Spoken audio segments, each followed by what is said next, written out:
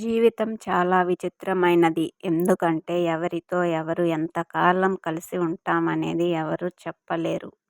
దేవుడు ఒకరి వలన మన ఆనందాన్ని దూరం చేస్తే ఖచ్చితంగా మరొకరి వలన ఆ ఆనందాన్ని ఇచ్చి తీరుతాడు. ఇది నిజం. ప్రతిదాని విలువ టైం వచ్చినప్పుడే తెలుస్తోంది. ఫ్రీగా దొరికే ఆక్సిజన్ కూడా ఆస్పత్రిలో ఖరీదుకే అమ్ముతారు. కోపం వలన మనిషి ఇంద్రియ జ్ఞానం కోల్పోయి భావోద్వేగాలను అదుపు చేసుకోలేక తనను తాను నశించిపోతాడు. చెడ్డవాడు కౌగిలించుకోగానే మంచివాడు కాదు. అలాగే మంచివాడు కోప్పడగానే చెడ్డవాడు కాదు. మంచి అనేది మంచి మనసు నుండే తప్ప మంచి నటనతో రాదు. ఆశించి జీవించే వ్యక్తిలో నటన ఉంటుంది. ఆశించకుండా జీవించే వ్యక్తిలో ఆత్మీయత ఉంటుంది.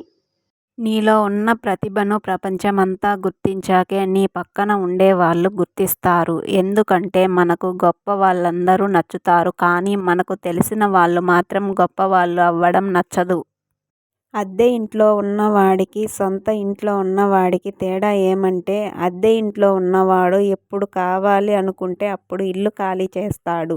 సొంత ఇంట్లో ఉన్నవాడు ఒకేసారి ఖాళీ చేస్తాడు. జ్ఞానికి ఈ శరీరం అద్దె ఇల్లు లాంటిది. మనిషి మంచివాడు కావాలి అంటే మంచి పనులు చేయక్కర్లేదు. ఎదుటి వారి గురించి చెడుగా మాట్లాడకుండా ఉంటే చాలు. మనం ఎలా నడిస్తే మన పిల్లలు అలాగే నడుస్తారు. మంచైనా చెడైనా. మనసులో మాలిన్యం ఉన్నప్పుడు శరీరాన్ని ఎంత శుభ్రంగా ఉంచుకుంటే ఏం లాభం? చేపలు రాత్రింబవళ్ళు నీళ్ళల్లోనే ఉన్నా వాటి వాసన పోదు కదా. నమ్మకం అనేది లేనప్పుడు ఏ రిలేషన్ అయినా జస్ట్ టైం పాస్ మాత్రమే. అది ఎంత సుదీర్ఘ ప్రయాణం అయినా వ్యర్థమే. ప్రేమ లేకుండా డార్లింగ్ అని పిలిచే లవర్ లేకున్నా పర్లేదు. కానీ ప్రేమతో ఒరేయ్ అని పిలిచే ఫ్రెండ్ లేకపోతే వేస్ట్. జీవితంలో అందరికీ నచ్చినట్లు బ్రతకాలి అనుకుంటే మరో జన్మలో డబ్బుగా మాత్రమే పుట్టాలి. మన టైం బాగున్నప్పుడు మనం తప్పుగా మాట్లాడినా జోక్గా తీసుకుంటారు. మన టైం బాగోలేనప్పుడు మనం జోక్గా మాట్లాడినా తప్పుగానే తీసుకుంటారు. తన వరకు వచ్చినప్పుడు మాత్రమే మనిషికి బాధ విలువ తెలుస్తోంది.